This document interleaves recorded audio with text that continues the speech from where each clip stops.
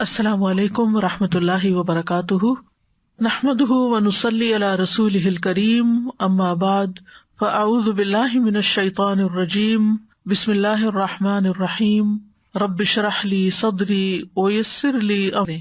تو کہہ دیجئے کہ بے شک میں قریب ہوں، میں پکارنے والے کی پکار کا جواب دیتا ہوں جب وہ مجھے پکارے۔ تو ان کو چاہیے کہ وہ میرا حکم مانیں اور مجھ پر ایمان رکھیں تاکہ وہ ہدایت پائیں۔ فاستغفروه ثم توبوا إليه إن ربي قريب مجيب۔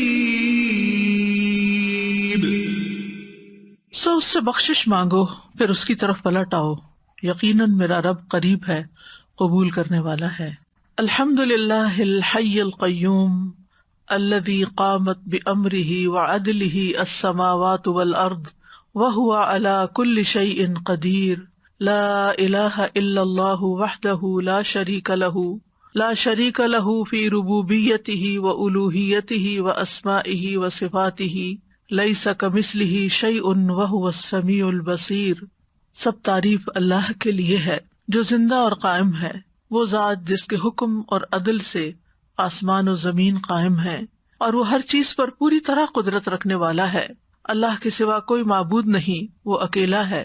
اس کی ربوبیت، اس کی الوہیت یعنی اس کے رب ہونے، اس کے الہ ہونے اور اس کے اسماء و صفات میں اس کا کوئی شریک نہیں، اس کے مثل کوئی چیز نہیں، اور وہ خوب سننے والا، خوب جاننے والا ہے۔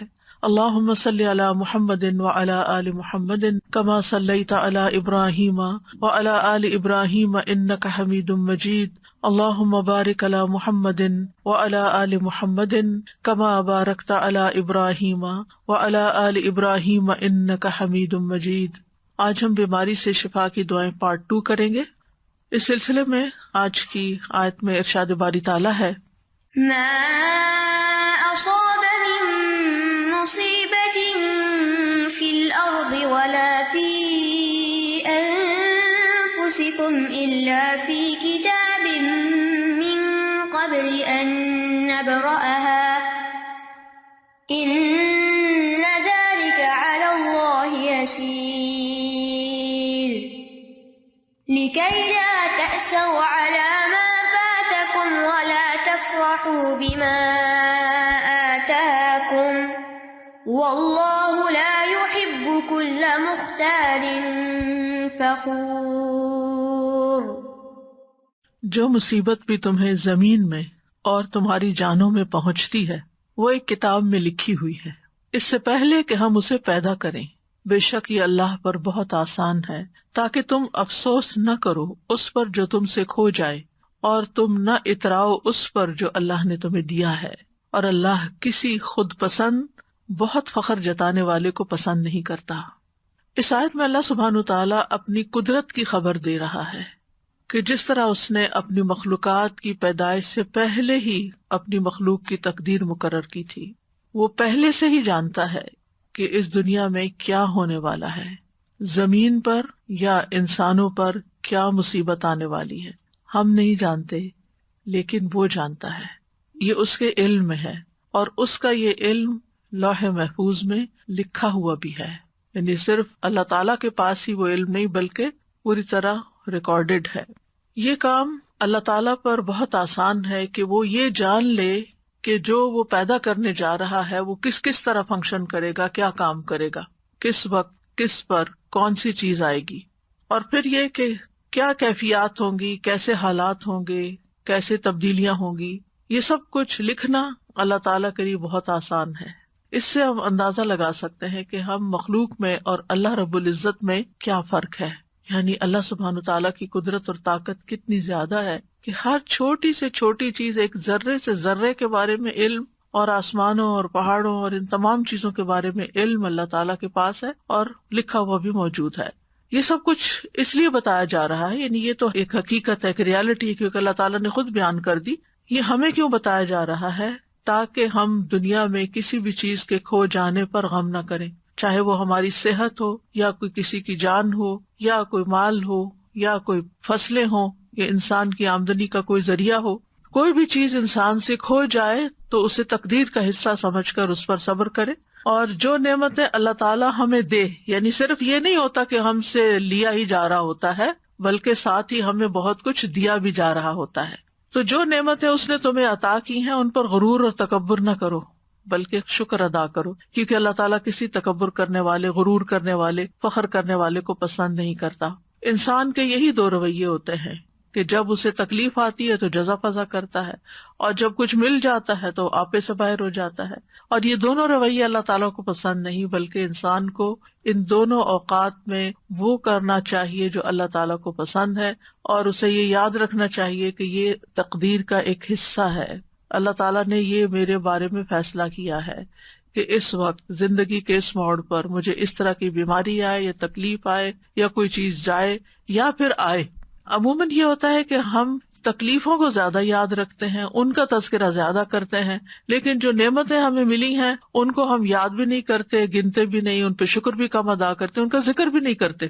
یعنی عام طور پر ہماری جو گفتگو، انٹریکشن، کنورسیشن، میسج ایکسچینجنگ جو ہوتی ہے وہ تکلیفوں پر مبنی، مسائل پر مبنی، پریشانیوں پر مبنی ہوتی ہے. اس میں عام طور پر ان چیزوں کا زیادہ ذکر ہوتا ہے. لیکن زندگی میں ہم نے کیا اچیومنٹس کی، ہمیں اللہ تعالیٰ نے کن کن نعمتوں سے نوازا، کیا کیا ہم پر رحمتیں ہوئیں، کیسے کیسے ہمیں مواقع ملے، کیسی کیسی نعمتوں میں اس نے رکھا ہوا ہے، اس کا تذکرہ یا تو ہوتا نہیں، یا پھر ہوتا ہے تو فخر اور غرور کے انداز میں ہوتا ہے، اپنا کارنامہ بتایا جاتا ہے، اور یا پھر اس کے ذریعے دوسروں پر برتری جتائی جاتی ہے، جبکہ شکر ادا کم ہی کیا جاتا ہے. تو اللہ تعالیٰ فرما رہے ہیں ما اصاب من مصیبت فی الارض، نہیں پہنچتی کوئی بھی مصیبت جو زمین کو پہنچتی. زمین پر کون کون سی مصیبتیں آتی ہیں؟ جیسے بارشوں کا نہ ہونا اور اس کی وجہ سے قحط سالی، زمین کا بالکل سوکھ جانا، یا پھر زلزلوں کا آنا، یا پھر خسف ہو جانا، یا پانی کا زمین میں اتر جانا، یا پھر سیلاب اور طوفانوں کا آنا، وباؤں کا آنا جیسے کووڈ وغیرہ جس سے انسان متاثر ہوتا ہے، یا زمین پر لڑائیاں اور جھگڑے اور فساد اور جنگیں جیسے یوکرین میں آج کل ہو رہی ہے، یا اور جگہوں پر فتنے فساد پھیلے ہوئے ہیں.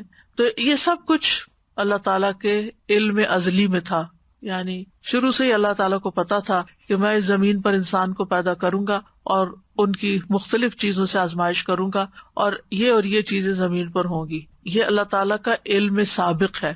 یعنی الا فی کتاب من قبل ان نبرأها ولا فی انفسکم، اور نہ تمہارے نفسوں میں کوئی تکلیف آتی ہے، یعنی انسان کی جان پر.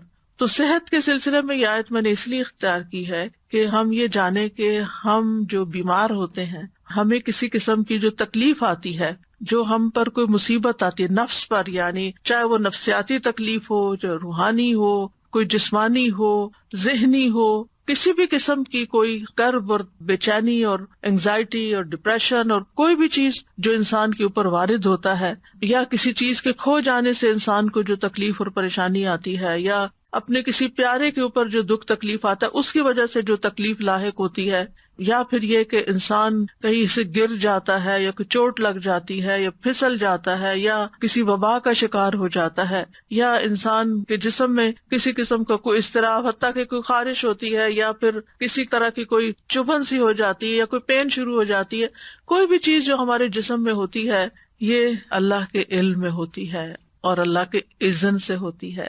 اور اللہ تعالیٰ کی کتاب میں یہ بھی لکھا ہوا ہے کہ کس انسان کو کس وقت کیا لاحق ہوگا، اور پھر اللہ تعالیٰ کو یہ بھی پتا ہے کہ وہ اس وقت کس طرح ریئیکٹ کرے گا، اور یہ جو ریئیکشن ہو جاتا ہے پھر یہ ہمارے اعمال نامے میں لکھ لیا جاتا ہے، اور پھر اس کے مطابق ہمیں جو بھی بدلہ ہوگا وہ دیا جائے گا. اور یہ سب کچھ کیوں ہوتا ہے؟ آزمائش کے لیے، امتحان کے لیے کہ انسان کرتا کیا ہے. یعنی اگر آپ کسی بھی چیز کو آبزرو کریں، بعض اوقات ہوتا ہے نا کہ کسی پیٹ کو آپ دیکھتے ہیں یا کوئی کیڑا مکوڑا دیکھتے ہیں تو آپ آبزرویشن شروع کر دیتے ہیں کہ اچھا میں اس کی طرف یہ چیز پھینکتی ہوں یا میں اس کو چھیڑتی ہوں تو یہ کرتا کیا ہے. تو پھر آپ کہتے ہیں یہ ادھر جائے گا، یہ یوں کرے گا، یوں کرے گا. تو آپ اس کو دیکھ دیکھ کے ایک طرح سے بعض اوقات انجوائے کر رہے ہوتے ہیں. تو ہم سب اسی طرح کیڑے مکوڑوں کی طرح زمین پر جو بھی اچھے برے ایکشن کر رہے ہیں نا وہ اللہ سبحانہ تعالیٰ کی نظر میں ہے. کسی ہمارے ایکشن پہ اللہ تعالیٰ خوش ہوتے ہیں اور کسی ہمارے ایکشن پہ اللہ تعالیٰ ناراض ہوتے ہیں، لیکن بہرحال وہ سب کچھ اس کے علم میں کچھ بھی چھپا ہوا نہیں. اور پھر اللہ تعالیٰ نے ہمارے اوپر فرشتے بھی مقرر کر رکھے ہیں، ان کل نفس لما علیہا حافظ، کوئی جان ایسی نہیں جس پر ایک نگران نہیں کھڑا. وہ دیکھ رہا ہے کہ یہ کرتا کیا ہے انسان، اور پھر کرامن کاتبین لکھے چلے جا رہے ہیں اچھا برا جو بھی ہم کرتے ہیں. تو یہاں پر فرمایا الا فی کتاب من قبل ان نبرأها، وہ ایک کتاب میں لکھا ہوا ہے اس سے پہلے کہ ہم اس کو پیدا کریں. ہاں کا مطلب مصیبت ہے، یعنی نبرأها اس تکلیف کو پیدا کریں. اور ایک قول یہ ہے کہ یہ زمین کی طرف جا رہی ہے بات، یا نفس کی طرف، کہ زمین کو پیدا کرنے سے پہلے یا اس انسانی جان کو پیدا کرنے سے پہلے. یعنی قرآن مجید کی یہ بلاغت ہے اور ایک خوبصورتی ہے کہ اس کے اندر اتنی وسعت آ جاتی ہے. ایک ہی ضمیر ہے اور اس میں انسان کی سوچ کی جہت کھلتی ہے کہ ہا کی ضمیر نفس کی طرف لوٹ رہی ہے، ہا کی ضمیر ارض، یہ سب مؤنث ہے، اور ہا کی ضمیر مصیبت کی طرف جا رہی ہے. یعنی اس سے پہلے کہ مصیبت آئے، اس سے پہلے کہ زمین پیدا ہو، اس سے پہلے کہ انسان پیدا ہو، یہ سب کچھ لکھا ہوا ہے. یعنی خیر و شر سب کچھ لوح محفوظ میں محفوظ ہے. اور یہ تقدیر جو ہے یہ اللہ کا ازلی علم ہے، اور اللہ تعالیٰ نے ہر چیز کا علم کے اعتبار سے احاطہ کر رکھا ہے. کوئی چیز بھی اللہ کے علم سے باہر نہیں. وَأَنَّ اللَّهَ قَدْ أَحَاطَ بِكُلِّ شَيْءٍ عِلْمًا. اب آپ جب بیمار ہوتے ہیں، پریشان ہوتے ہیں، تو آپ اللہ تعالیٰ سے اپنی حالت کا واسطہ دے کے بھی دعا کر سکتے ہیں کہ یا اللہ تجھے تو پہلے سے ہی پتا ہے کہ میرے اوپر کیا آنا ہے، اور تجھے تو پہلے سے ہی پتا ہے کہ میں کتنی کمزور ہوں، اور تو میرے حال کو جانتا ہے، اور تو میری تکلیف کو جانتا ہے، تو مجھ پہ رحم فرما. یعنی اللہ تعالیٰ سے انسان اس طریقے سے بھی دعا کر سکتا ہے، یعنی اللہ تعالیٰ کی صفت علم کا واسطہ دے کر، کیونکہ قرآن مجید میں آتا ہے وَلِلَّهِ الْأَسْمَاءُ الْحُسْنَىٰ فَادْعُوهُ بِهَا. تو ہمیں اللہ تعالیٰ کی اسماء و صفات کا واسطہ اور وسیلہ دے کر بھی اللہ تعالیٰ سے دعا کرنی چاہیے. جیسے انی مسنی الضر وانت ارحم الراحمین. بس اللہ تعالیٰ کی رحمت کی بات کر دی، اللہ تعالیٰ کی اس صفت کی بات کر دی کہ آپ تو بہت زیادہ رحم فرمانے والے ہیں. یعنی مطلب کیا ہے، اگر کسی کو کہا جائے آپ تو بہت سخی ہیں، تو اس کا کیا مطلب ہے کہنے کا؟ یہ تعریف کوئی کیوں کر رہا ہے کسی کی؟ تاکہ وہ اپنی سخاوت کا اظہار کرے. تو اسی طرح اللہ تعالیٰ کی صفت رحمت کا جب ذکر کرتے ہیں تو اس کا مطلب یہ ہے کہ آپ تو اس کے مالک ہیں اور آپ کر سکتے ہیں. تو یہ چیز اگر انسان اللہ تعالیٰ کے بارے میں سوچے کہ ہر چیز کو جانتا ہے، ہر چیز کو، وَأَنْتَ عَلَّامُ الْغُیُوبِ، میں نہیں جانتا تو جانتا، اور تو علام الغیوب ہے. قیامت تک جو کچھ ہونے والا ہے، جب سے پیدا ہوا ہے جب تک ختم ہوگا، سب کچھ اس کے علم ہے. وَكُلَّ شَيْءٍ أَحْصَيْنَاهُ فِي إِمَامٍ مُبِينٍ، ایک واضح کتاب میں، ایک کھلے رجسٹر میں ریکارڈ رکھا ہوا ہے. اور حدیث سے پتہ چلتا ہے کہ آسمان و زمین کی تخلیق سے 50,000 سال پہلے مخلوقات کی تقدیر لکھی گئی. اب آپ سوچئے، جب آپ تقدیر پر ایمان لاتے ہیں، اور تقدیر پر ایمان لانا ضروری ہے، نبی صلی اللہ علیہ وسلم نے فرمایا ہر چیز کی ایک حقیقت ہوتی ہے، اور کوئی شخص اس وقت تک ایمان کی حقیقت کو نہیں پہنچ سکتا جب تک اسے یقین نہ ہو جائے کہ اسے جو چیز پہنچی ہے وہ اس سے خطا نہیں ہو سکتی تھی، اور جو چیز خطا ہو گئی ہے اس سے وہ اسے پہنچ نہیں سکتی تھی. اب یہ جو ہمارا ایمان ہے، اس کی بنا پر اگر آپ کو کوئی تکلیف آ جاتی ہے، کوئی بیماری آ جاتی ہے، کوئی چیز چھو جاتی ہے، لگ جاتی ہے، ٹکرا جاتی ہے، کچھ ہو جاتا ہے، تو بجائے غصے میں آنے کے، فرسٹریشن کا شکار ہونے کے، آپ کے چہرے پہ اسمائل بھی آ سکتی. یہ تو ہونا تھا، یہ لکھا ہوا ہے، یہ اپنے وقت پہ پہنچ گیا مجھ تک، اب اللہ ہی اس کو دور کرنے والا ہے. جس کے اذن سے یہ تکلیف آئی ہے اسی کے اذن سے شفا ہوگی. جس کے اذن سے یہ مشکل میں مبتلا ہوں، وہی اس کو ان یمسسک اللہ بضر فلا کاشف لہ الا ہو، اگر تمہیں کوئی تکلیف پہنچ جاتی ہے تو اس کو اللہ کے سوا کوئی بھی دور نہیں کر سکتا. فلا کاشف لہ الا ہو، یہ یقین ہونا چاہیے پورا. جتنا زیادہ یہ یقین ہوگا کہ فلا کاشف لہ الا ہو، کہ اللہ ہی اس تکلیف کو دور کرنے والا ہے، اس کو کھولنے والا ہے، تو اتنا ہی زیادہ ہم اللہ سبحانہ وتعالیٰ کی طرف رجوع کریں گے، اتنے یقین کے ساتھ اسی کی طرف لوٹیں گے، اسی کے در پہ جائیں گے، اسی کے آگے سر جھکائیں گے، اسی کو پکاریں گے، اسی کے آگے ہاتھ پھیلائیں گے، اسی کو مختلف چیزوں کا واسطہ وسیلہ دیں گے جو مشروع ہے یا جس کی اجازت ہے ہمیں. تو اس طرح اللہ تعالیٰ سے تعلق اور زیادہ مضبوط ہو جائے گا. پھر فرمائے ان ذالک علی اللہ یسیر. ہمیں لگتا ہے کتنا مشکل کام ہوگا، یہ کتنا بڑا کام ہے یہ سب کچھ، لیکن اللہ تعالیٰ فرماتے ہیں اس کے لیے تو یہ کچھ بھی مشکل نہیں. سبحان اللہ، یعنی اس کی قدرت اس سے بھی کہیں زیادہ ہے کہ وہ ان سب چیزوں کا علم رکھے. اور ہمیں کیوں بتایا جا رہا ہے؟ لِكَيْ لَا تَأْسَوْا عَلَىٰ مَا فَاتَكُمْ، تاکہ تم کھو جانے والی چیز پہ افسوس نہ کرتے رہو، تم سے غم دور کرنے کے لیے. اور یہ ایک حقیقت ہے کہ اگر انسان تقدیر کے معاملے کو اور اس بات کو سمجھ جائے کہ یہ کسی وجہ سے آئی ہے تکلیف مجھ پر. اللہ تعالیٰ یا تو مجھے ریسٹ کروانا چاہتا ہے یا مجھے کچھ سکھانا چاہتا ہے یا کوئی بھی ایسی وجہ ہو سکتی ہے کہ جو مجھے علم نہیں, کیونکہ اس کا کوئی بھی فیصلہ حکمت سے خالی نہیں, یہ بھی ساتھ ہی یاد رکھنا چاہیے. یعنی ایسا نہیں کہ وہ اندھا دھند بس کسی کو سزا دے رہا ہے اور کسی کو کچھ جزا دے رہا ہے اور کسی کو فائدہ اور کسی کو نقصان, ایسا نہیں ہے. ہر تکلیف کے پیچھے ایک حکمت, کوئی وجہ ہے. اس نے آپ کو کوئی اسپیشل چائلڈ دیا ہے, کوئی حکمت ہے اس کے پیچھے, کوئی وجہ ہے کہ اس نے آپ کو اس کام کے لیے چنا ہے. اسی طرح اگر کوئی اولاد کی طرف سے یا والدین کی طرف سے کسی پیارے کی طرف سے کوئی تکلیف پہنچتی ہے تو اس میں کوئی حکمت ہے. تو اگر انسان ایمان لے آئے تقدیر پر تو پھر غم ہلکا ہو جاتا ہے. وجہ بتا دی گئی کہ لِكَيْ لَا تَأْسَوْا, تاکہ تم افسوس نہ کرتے رہو, غمگین نہ رہو, عَلَىٰ مَا فَاتَكُمْ, جو تم سے فوت ہو گیا, یعنی جو تم سے چلا گیا. تمہاری صحت چلی گئی, تمہاری جوانی چلی گئی, تمہاری ہمت چلی گئی, تم سے کام کا چانس چلا گیا. اللہ کو یہی منظور, آگے موو فارورڈ, آگے چلو, آگے چلو. جو کھونا تھا ہو گیا, اب اس کے پیچھے جان ہلکان نہ کرو. جو ہونا تھا ہو گیا, اب اپنی زندگی کو آگے لے جاؤ, آگے کی طرف دیکھو, اچھی امید رکھو اور حوصلے میں رہو, کیونکہ یہ تو ہونا ہی تھا.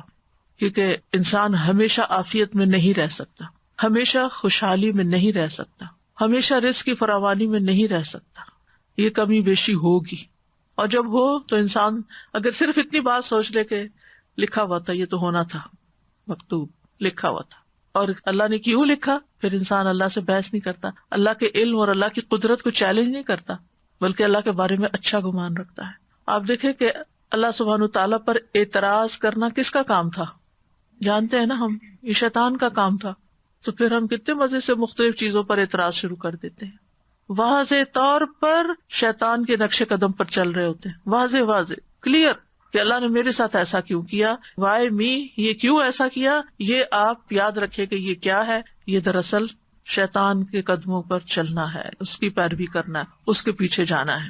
اور پھر دوسرا رویہ جو شیطانی رویہ ہوتا ہے, انا خیر منہ, وہ کیا ہے, تکبر والا. اور یہ تکبر والا رویہ یہ بھی اللہ کو ناپسند, یہ دونوں شیطانی رویے اللہ کو ناپسند ہے. ولا تفرحوا بما آتاکم, اس پہ مت خوش ہو, مت اتراؤ, مت اکڑو جو اللہ نے تمہیں دیا ہے. یعنی اپنی کسی بھی اسکل پر, اپنی کسی ذہانت پر, اپنی کسی قابلیت پر, اپنے کسی کارنامے پر, اپنی کسی کامیابی پر. کیونکہ عام طور پر کیا ہوتا ہے, یعنی ذرا سے دوسروں سے کوئی بہتر کام کر لیتے ہیں تو پھر ہم دوسروں کو حقیر سمجھنا شروع کر دیتے ہیں. میں اس سے بہتر ہوں, مجھے زیادہ اچھا پکانا آتا ہے, مجھے زیادہ اچھا پڑھانا آتا ہے, مجھے زیادہ اچھا فلاں کام آتا ہے. یعنی کوئی بھی جو کام اپنی چاہے قابلیت ہو, یا میرے پاس یہ زیادہ اچھا ہے, میرے بچے زیادہ خوبصورت ہیں, میرے بچے زیادہ پڑھے لکھے ہیں, میرا گھر زیادہ اچھا ہے, میرا یہ, یعنی انسان کو جتنی بھی نعمتیں ملی ہیں پھر انسان ان پر اترائے نہیں, فخر نہیں کرے. اور اترانا کیا ہوتا ہے اور تکبر کیا ہوتا ہے, دوسروں کو حقیر سمجھنا. اپنی خوشی کا اظہار منع نہیں ہے کہ اللہ کا شکر ہے اللہ نے دیا. اگر اللہ نے دیا, اچھا لباس آپ نے پہنا ہے, اچھا گھر بنایا ہے آپ نے, اچھی گاڑی خریدی ہے آپ نے, کوئی حرج نہیں. کل بھی ہم نے حدیث پڑھی تھی کہ ایک نیک انسان کے لیے مال جو ہے وہ نقصان دہ نہیں ہے, کیونکہ وہ ہر چیز پر اللہ کا شکر ادا کرتا رہے گا اور ان نعمتوں میں دوسروں کو شریک کرتا رہے گا, ان نعمتوں کو پا کر خیر اور بھلائی کے کام کرے گا.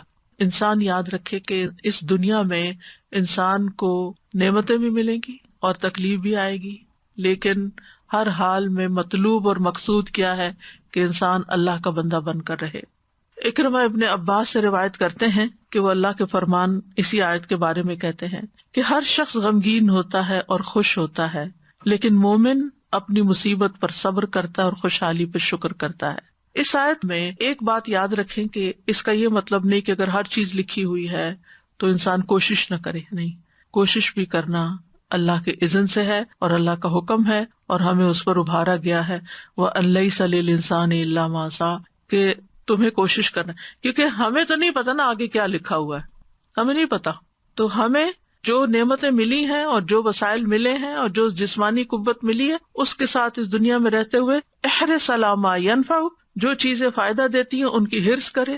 انسان اپنی صحت کا خیال رکھے, انسان اپنے لیے وہ تمام وسائل اختیار کرے, چاہے ایکسرسائز ہے, چاہے بریدنگ ہے, چاہے ہیلدی ڈائٹ ہے, یا جو بھی, یا پھر اگر بیمار ہوتا ہے تو علاج کرتا ہے. تو یہ انسان کے پارٹ پر ہے اور اس کو کرتے رہنا چاہیے، لیکن کچھ چیزیں کرتے رہنے کے باوجود بھی الٹ ہو جاتی ہیں، تو وہ پھر انسان کو یہ یاد رہے اس وقت کہ یہ ہونا تھا، کیونکہ انسان اس وقت زیادہ پشیمانی کا شکار ہوتا ہے. میں تو اتنی زیادہ کیئرفل ہوں اپنے ڈائٹ کے بارے میں نے تو کبھی شوگر استعمال نہیں کی تھی، مجھے یہ بیماری کہاں سے آ گئی، اور یہ نہیں، یہ لکھا تھا، اس کی حکمت اللہ کو پتا ہے کہ اس نے آپ پہ یہ بیماری کیوں بھیجی اور اس کے ذریعے آپ کو کیا سکھانا تھا، یا اس کے ذریعے آپ کے کتنے درجات بلند کرنے تھے. تو یہ اللہ تعالیٰ کو پتا ہے. ہمیں کیا کرنا ہے؟ احتیاط بھی برتنی ہے بیماری سے بچنے کے لیے، اور اگر آ جائے تو علاج بھی کرنا ہے، اسباب اختیار کرنے ہیں، لیکن اس سارے آزمائش کے عرصے میں اللہ سے راضی رہنا ہے. واللہ لا يحب كل مختال فخور.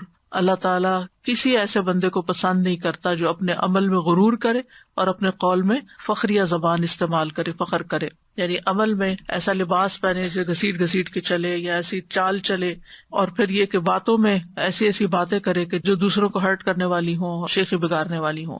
تو بے صبرا کرنے والا غم اور سرکش کرنے والی خوشی جو ہے، ان دونوں کی ممانعت کی گئی ہے. ابو بکر صدیق رضی اللہ عنہ کے پاس جب زیادہ مال لایا گیا، آپ کو معلوم ہے کہ نبی صلی اللہ علیہ وسلم کے زمانے میں فتوحات کا سلسلہ شروع ہو گیا تھا، بہت سی جگہوں سے غنائم وغیرہ آ رہے تھے. حضرت ابو بکر کے زمانے میں اور زیادہ بڑھ گیا، حالانکہ صرف 2 سال ہی تھے. تو جب زیادہ مال آیا آپ کے پاس تو انہوں نے کہا، اے اللہ، ہم طاقت نہیں رکھتے مگر یہ کہ ہم اس بات پر خوش ہوں جو تو نے ہمارے لیے مزین کیا ہے. یعنی ہمیں مال اچھا لگتا ہے، کوئی چیز ملتی ہے تو ہمیں خوشی ہوتی ہے. تو اب یہ ہے کہ کیا وہ کوئی بری چیز تھی یعنی جس کا وہ ذکر کرے؟ نہیں، وہ اس بات کا ذکر کرے کہ اللہ یہ ہمارے اندر آپ نے رکھ دیا ہے کہ زین للناس حب الشہوات من النساء والبنین والقناطیر یہ مال کی محبت ہمارے اندر رکھ دی گئی اور ہمیں اس سے خوشی بھی ہوتی ہے.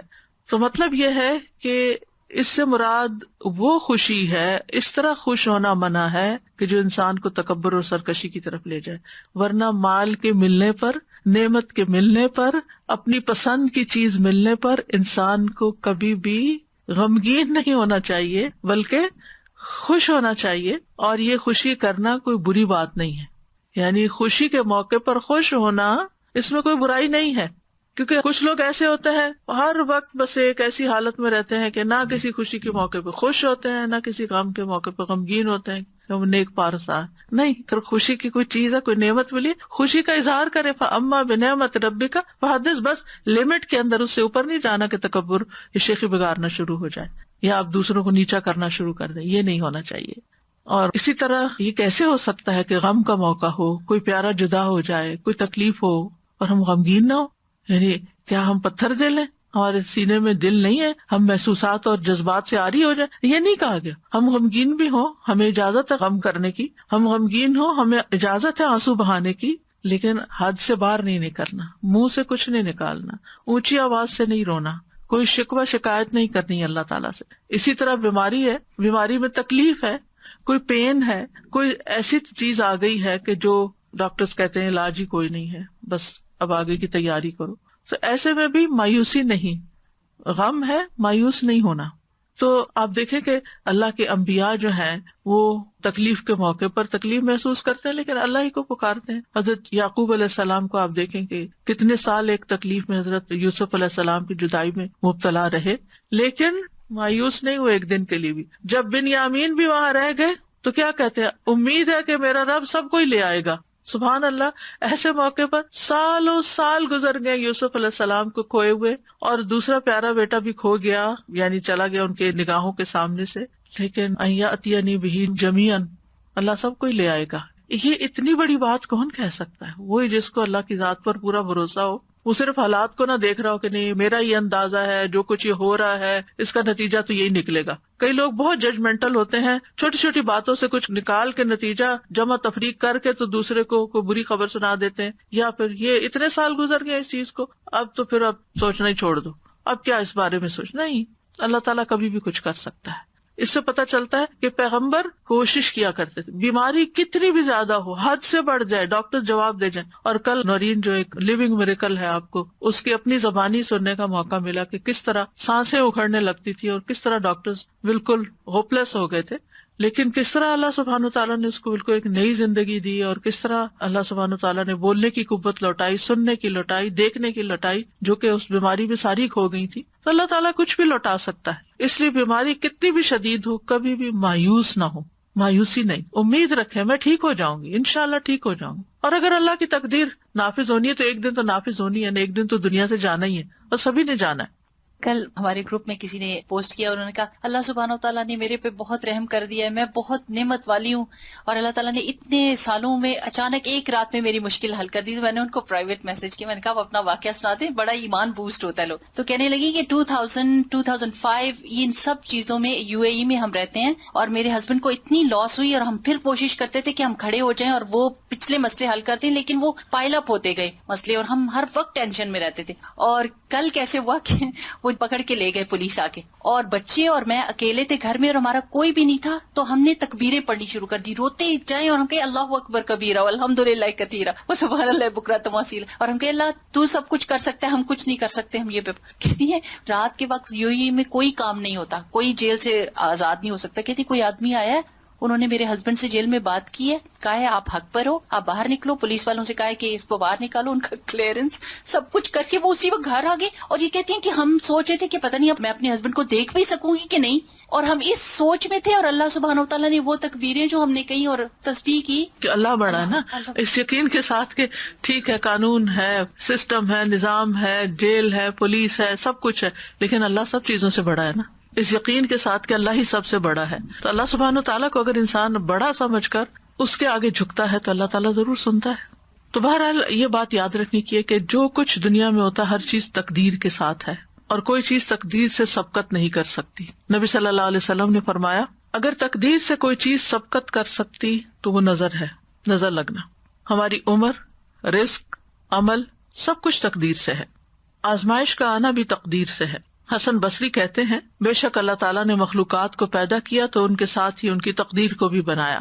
ان کی عمروں کو تقدیر کے مطابق تقسیم کیا، ان کے رزق کو تقدیر کے مطابق تقسیم کیا، اور آزمائش اور صحت اور تندرستی کو بھی تقدیر کے مطابق تقسیم کیا. بیماری بھی تقدیر سے ہے، یعنی ہم سب کو یہ یاد رکھنا چاہیے کہ اگر کوئی بیماری آئی ہے تو یہ میرے مقدر میں لکھی ہوئی تھی. اسی طرح کسی کا عقل مند ہونا اور بے وقوف ہونا یہ بھی تقدیر کا حصہ ہوتا ہے. رسول اللہ صلی اللہ علیہ وسلم نے فرمایا ہر چیز تقدیر سے وابستہ ہے، یہاں تک کہ فہم و فراست اور بے بسی بھی. پھر موت کا وقت اور جگہ. نبی صلی اللہ علیہ وسلم نے فرمایا جب تم میں سے کسی کی موت کسی زمین پر مقرر ہوتی ہے تو اسے وہاں جانے کی حاجت پڑ جاتی. جب وہ اپنے اینڈ مقام پہ پہنچتا ہے تو اللہ تعالیٰ اس کی روح قبض کر لیتا ہے، اس سے آگے نہیں جا سکتا. کتنی لوگ پلین میں فوت ہو جاتے ہیں، اچھے بھلے صحت مند سوار ہوتے ہیں لیکن اتر نہیں سکتے، ان کی موت وہاں لکھی ہوتی ہے. اور قیامت کے دن وہ زمین کہے گی اے مالک یہ تیری امانت حاضر ہے. پھر اسی طرح یہ ہے کہ احتیاط کرنا توکل کے منافی نہیں. اس کا یہ مطلب نہیں تقدیر میں جو ہوگا نہیں ہمیں کوشش نہیں کرنی چاہیے، کوشش بھی کرنی چاہیے اور احتیاط بھی کرنی چاہیے. مترف کہتے ہیں کسی کو ایسا نہیں کرنا چاہیے کہ وہ اونچے پہاڑ پر چڑھ کے خود کو نیچے گرائے اور کہے میری تقدیر میں یہ لکھا تھا. کہ بہت سے لوگ خودکشی کو کہتے ہیں جب تقدیر میں خودکشی لکھی تھی تو اس نے کر لیا، اب اس پہ کیا الزام. تو یہ نہیں ہے. اللہ نے انسان کو جو اختیار بھی دیا ہے، تقدیر کا مطلب تو اندازہ کرنا. اللہ کو پہلے سے ہی پتا تھا، اللہ کا اندازہ تھا اور درست اندازہ تھا کہ یہ شخص اس کو یہ اور یہ مشکل آئے گی اور یہ اس کا حل ہے وہ خودکشی میں ڈھونڈے گا. یہ اللہ کو پہلے سے پتا تھا. تو اللہ تعالیٰ کو بلیم نہیں کیا جا سکتا کہ اللہ نے اس کے اوپر زبردستی لکھ دیا کہ نہیں تم ضرور خودکشی کرو. یہ اللہ کا علم ہے. تقدیر کیا ہے؟ اللہ کا علم ہے کہ اللہ کو پہلے سے ہی پتا ہے کہ لوگ کس کس طرح بہیو کریں گے. جو چیزیں ان کو دی گئی ہیں، جو وسائل ان کو دیے گئے ہیں، جو زندگی ان کو دی گئی ہے، وہ اس کے ساتھ کیا کریں گے. تو انسان کو احتیاط کرنی چاہیے، کوشش کرنی چاہیے، بچاؤ اختیار کرنا چاہیے، دعا کرنی چاہیے. لیکن اگر کوئی تکلیف آ جائے تو یہی سوچنا چاہیے کہ یہ میری قسمت میں تھی، مجھے ملنی ہی تھی. اور مومن کا رویہ کیا ہوتا ہے جب کوئی تکلیف آ جاتی ہے تو وہ سوچتا ہے کہ اللہ کا اذن تھا، اس میں کوئی حکمت ہے، اور وہ اس بات کو نہیں بھولتا کہ قل لن یصیبنا الا ما کتب اللہ لنا هو مولانا وعلی اللہ فلیتوکل المؤمنون. آپ ان سے کہیے ہمیں اگر کوئی مصیبت آئے گی تو وہی آئے گی جو اللہ نے ہمارے مقدر میں لکھ رکھی ہے، وہی ہمارا سرپرست ہے، اور مومنوں کو اللہ پہ توکل کرنا چاہیے. توکل اسباب کے منافی نہیں، یا اسباب توکل کے منافی نہیں. یعنی اگر آپ توکل کرتے ہیں تو اس کا مطلب یہ نہیں کہ آپ اسباب اختیار نہ کریں، ٹھیک ہے، اور اگر آپ اسباب اختیار کرتے ہیں تو اس کا یہ مطلب نہیں کہ آپ توکل نہ کریں اور اسباب پہ بھروسہ کر بیٹھیں کہ میرے پاس سب کچھ ہے میں کر لوں گی. نہیں، اللہ کے اذن سے ہی ہوگا. میرا بھروسہ اللہ پہ، اللہ مجھ سے کروائے گا، میں کوشش کروں گی، کروائے گا اللہ. دوسری بات یہ، بیماری آ جائے، تکلیف آ جائے تو اللہ ہی کو پکاریں، فوراً دعا مانگیں، اس کی طرف رجوع کریں. امن یجیب المضطر اذا دعاہ ویکشف السوء، بھلا کون ہے جو لاچار کی فریاد رسی کرتا ہے جب وہ اسے پکارتا ہے اور اس کی تکلیف کو دور کرتا ہے. پھر اسی طرح سورۃ الانعام میں آتا ہے وَإِن يَمْسَسْكَ اللَّهُ بِضُرٍّ فَلَا كَاشِفَ لَهُ إِلَّا هُوَ وَإِن يَمْسَسْكَ بِخَيْرٍ فَهُوَ عَلَى كُلِّ شَيْءٍ قَدِيرٌ. اور اگر اللہ تمہیں کوئی نقصان پہنچائے تو اس کے سوا اسے کوئی دور کرنے والا نہیں، تو پھر اس سے دعا کرنی چاہیے نا کہ وہ اسے دور کر دے. اور اگر وہ تمہیں کوئی خیر پہنچائے تو ہر چیز پہ خوب قدرت رکھنے والا نہیں، وہ کر سکتا ہے، لہٰذا پھر اسی کی طرف جائیں، اسی سے مانگیں اور زیادہ مانگیں. پھر اسی طرح یہ ہے کہ انسان کو دعاؤں کی کثرت کر دینی چاہیے. وَإِذَا سَأَلَكَ عِبَادِي عَنِّي فَإِنِّي قَرِيبٌ إِنَّ رَبِّي قَرِيبٌ مُجِيبٌ. اور پھر پورا بھروسہ اللہ پہ ہونا چاہیے، کسی ڈاکٹر پر، کسی انسان پر نہیں کہ یہ کر دے گا میرے لیے، کہ ان انسانوں کی کوشش بھی اللہ کے اذن سے ہی کامیاب ہوتی ہے. انسانوں کو عقل کس نے دی؟ جس عقل کے ساتھ وہ دوائیں استعمال کرتے، وہ جو دوا بنی ہے وہ کس نے پیدا کیا؟ وہ سارا سبسٹینس جو تھا سب کچھ اللہ کی طرف سے ہے. تو اللہ ہی کو کافی سمجھے اور پھر اللہ ہی طبیب ہے. پھر یہ کہ حالات بہتر ہونے کے لیے انتظار کریں صبر کے ساتھ. آپ دیکھیں تکلیف آتے ہوئے پتہ نہیں چلتا، اچانک ہی گلا پکڑا جاتا ہے، اچانک ہی کہیں چوٹ لگ جاتی ہے، لیکن جاتے جانے میں ٹائم لگتا ہے. ہر بیماری کے جانے میں یعنی میریکلز اب ہوتے ہیں، لیکن ہر یعنی جو اسباب کے تحت جو چیزیں ہو رہی ہوتی ہیں ان کا اپنا ایک وقت مقرر ہوتا ہے. کیونکہ اِنَّا كُلَّ شَيْءٍ خَلَقْنَاهُ بِقَدَرٍ ان اللہ بالغ امرہ قد جعل اللہ لکل شیء قدرا. اللہ اپنا کام پورا کر کے رہتا ہے، بس یہ ہے کہ اللہ نے ہر چیز کا ایک اندازہ مقرر کر رکھا کہ کون سا کام کب ہوگا.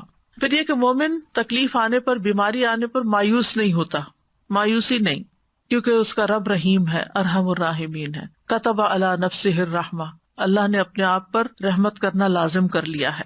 پھر اگر بیماری طویل بھی ہو جائے تو گھبرانا نہیں، کیونکہ انسان کے گناہ جھڑتے رہتے ہیں اور اس کے درجات بلند ہوتے رہتے ہیں. رسول اللہ صلی اللہ علیہ وسلم نے فرمایا، اللہ تعالیٰ فرماتے ہیں جب میں اپنے مومن بندے کو آزماتا ہوں اور وہ تیمارداری کرنے والوں کے سامنے میرا شکوہ نہیں کرتا تو میں اس کو اپنی قید سے آزاد کر دیتا ہوں، یعنی جلد شفا دے دیتا ہوں. اچھا، ایک نفسیاتی پہلو بھی ہے اس کا. آپ جتنا زیادہ بیماری کا تذکرہ کرتے ہیں اور ہر آنے والے کے سامنے بار بار بیماری بیماری بیماری، تو وہ چیز آپ کے اندر ایک راسخ سی ہو جاتی ہے، ایک نفسیاتی اثر بھی ہوتا ہے اور چیزیں ویسے ہی پھر ہونے بھی لگتی ہیں. لہٰذا ڈاکٹر کے سوا کسی کو اپنی بیماری کی لمبی چوڑی تفصیلات نہ بتایا کریں. یعنی کچھ لوگ تو اتنی منظر کشی کرتے ہیں کہ دوسروں کو بیزار بھی کر دیتے. دوسرے کیا کریں گے اتنی باتیں سن کے؟ آپ اچھی باتیں کریں، دل خوش کریں. ہاں، اگر ڈاکٹر پوچھتا ہے تو آپ اس کو ضرور ڈیٹیل سے بتائیں کہ اس کو آپ کی بیماری سمجھ آئے اور وہ آپ کو صحیح دوا تجویز کر سکے. لیکن ہر ایک کے سامنے پٹاری کھول کے نہیں بیٹھ جائیں کہ ایسے بھی ہوتا ہے اور ایسے بھی ہوتا ہے. اچھا، پھر اس کا نتیجہ کیا ہوتا ہے؟ ہر کوئی دل پسند مشورے دیتا ہے اور پھر طرح طرح کی آپ کو مفت دوائیں بتاتا ہے کہ یہ بھی کر لو، وہ بھی کر لو، فلاں چیز کر لو، فلاں چیز کر لو. اچھا، اس کا نقصان کیا ہوتا ہے کہ بیک وقت ساری برمار کر دیتے ہیں ہم اور پھر نہ کہیں کے بھی نہیں رہتے.